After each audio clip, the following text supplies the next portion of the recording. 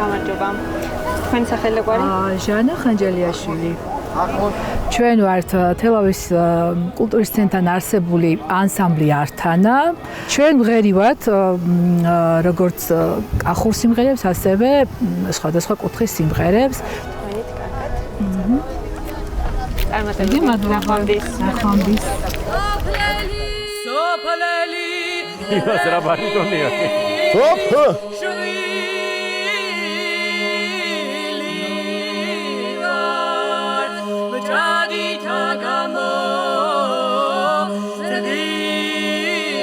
ახე როგორი ტემბრით მღერი. რა სამბობ რა და თან რა ხალისით.